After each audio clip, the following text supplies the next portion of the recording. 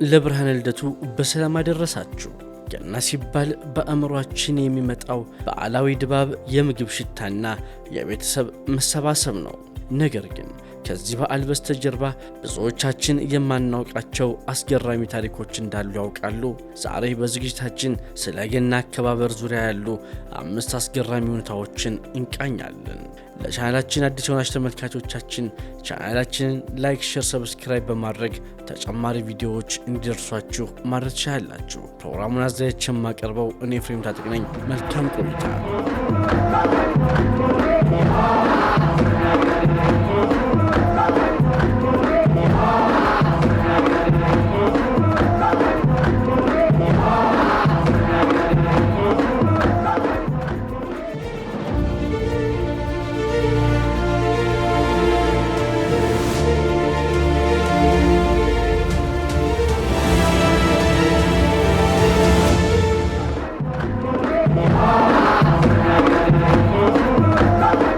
ሀገራችን ኢትዮጵያ በገና ጨዋታ አይቆጡም ጌታ እየተባለ ይዘፈናል። ይህ ጨዋታ ከእረኞች ጋር የተያያዘ ጥንታዊ ታሪክ አለው። ነገር ግን በአሜሪካ ዋይት ሃውስ ውስጥ ገናን በሚመለከት አንድ እንግዳ እገዳ ተጥሎ እንደነበር ያውቃሉ? እንደ አውሮፓውያን አቆጣጠር በ1902 ፕሬዝዳንት ቴዎዶር ሮዝቬልት የአካባቢ ጥበቃ ተቆርቋሪ በመሆናቸው በዋይት ሃውስ ውስጥ የገና ዛፍ ወይም ክሪስማስ ትሪ እንዳይቆም አግደው ነበር። ምክንያታቸውም ለበዓል ተብሎ ዛፎች መቆረጥ የለባቸውም የሚል ነበር። ሆኖም ግን ልጆቻቸው በድብቅ በክፍላቸው ውስጥ ዛፍ ደብቀው ያከብሩ ነበር ይባላል። ሳንታ ክላውስን ስናስብ ደግሞ ቀይ ልብስ የለበሰ ነጭ ፂም ያለው ወፍራም ሰውዬ ይታየናል።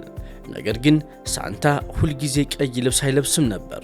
አስገራሚ እውነታ ደግሞ ከ100 ዓመታት በፊት ሳንታ አረንጓዴ፣ ሰማያዊ ወይም ሐምራዊ ልብስ ይለብስ ነበር። በ1930ዎቹ የኮካ ኮላ ኩባንያ ለንግድ ማስተዋወቂያ ሲል ሳንታን በኩባንያው መለያ ቀለም ወይም ቀይ ቀለም አድርጎ መሳል ጀመረ።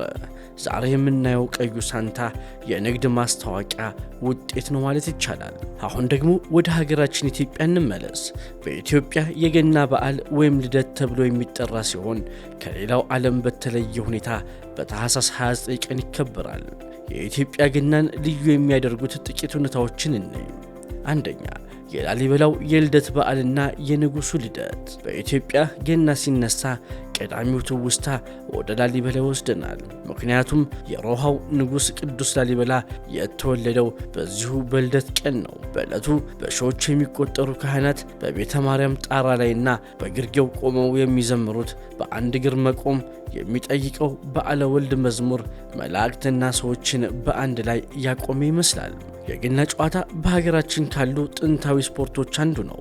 ትውፊቱ እንደሚነግረን ጌታችን ኢየሱስ ክርስቶስ በተወለደ ጊዜ እረኞቹ ደስታቸውን ለመግለጽ በያዙት እረኛ ምርኩዝ ወይም ዱላ ኳስ እየመቱ እንድትጫወቱ ይታመናል።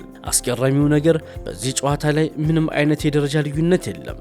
ጌታና ሎሌ፣ አገልጋይና ተገልጋይ አብረው ይጫወታሉ። በገና ጨዋታ አይቆጡም ጌታ የሚለው ብሂልም በጨዋታው ወቅት ለሚፈጠር ግጭት ወይም ጥፋት ማንም ለማንም ካሳ እንደማይከፍልና ቅሬታ እንደማይዝ ያሳያል። ሌላኛው አውሮፓውያኑ የገና ኬክ እንደሚዘወተረው ሁሉ በኢትዮጵያ ገበታ ላይ ደግሞ ድፎ ዳቦ ትልቅ ቦታ አለው። ዳቦው ተደፍኖ ወይም ተሸፍኖ የሚጋገርበት መንገድና ሲቆረስም ያለው ስነ ስርዓት የራሱ የሆነ ማህበራዊ ትስስር አለው። በተለይም ከጎረቤት ጋር ተቀራርቦ መብላትና እንካ ሰላምታ መባባሉ የበዓሉን ፍቅር ያጎለዋል። ሌላኛው የገና ሰላም ነው። በታሪክ ውስጥ እጅግ አስገራሚው የገና በዓል የተከበረው እንደ አውሮፓውያን አቆጣጠር በ1914 በአንደኛው የዓለም ጦርነት ወቅት ነው። በጦር ሜዳ ላይ ይፋለሙ የነበሩ የጀርመንና የእንግሊዝ ወታደሮች በገናዋ ዜማ በራሳቸው ፍቃድ ተኩስ አቆሙ። በመካከላቸው ያለውን የጦር ቀጠና ወይም ኖማንስ ላንድ ተሻግረው አብረው መዝሙር ዘመሩ፣ ስጦታ ተለዋወጡ፣ አልፎ ተርፎም እግር ኳስ አብረው ተጫወቱ። ይህ ክስተት በሰው ልጅ ታሪክ ውስጥ የገና ተአምር ተብሎም ይታወሳል። ሌላኛው አስገራሚ ነገር በጃፓን የገና ምግብ ወይም KFC ነው። በኢትዮጵያ ገና በዶሮ ወጥ፣ በቅርጫ ስጋ፣ በፍየልና በበግ እንዲሁም በድፎ ዳቦ ይከበራል። በጃፓን ግን የሚገርም ልማድ አለ። አብዛኛው የጃፓን ሕዝብ ክርስቲያን ባይሆንም ገናን በከፍተኛ ድምቀት ያከብራል። የሚገርመው ደግሞ የገና ዕለት ዋናው ምግባቸው KFC ወይም የተጠበሰ ዶሮ ነው። ይህ ልማድ የተጀመረው በ1974 ኬንቱኪ ፎር ክሪስማስ በሚል ማስታወቂያ ዘመቻ ሲሆን ዛሬ ላይ የጃፓን ሰዎች ለገና ዶሮ ለማግኘት ከወራት በፊት ቦታ ማስያዝ ይኖርባቸዋል። ገና ከሃይማኖታዊ ትርጉሙ ባሻገር በመላው ዓለም የራሱ የሆነ ልዩ ልዩ ባህላዊና አስገራሚ ታሪኮችን አቅፏል። በሀገራችንም በጨዋታ በምግብና በሃይማኖታዊ ስነ ስርዓት በድምቀት ይከበራል።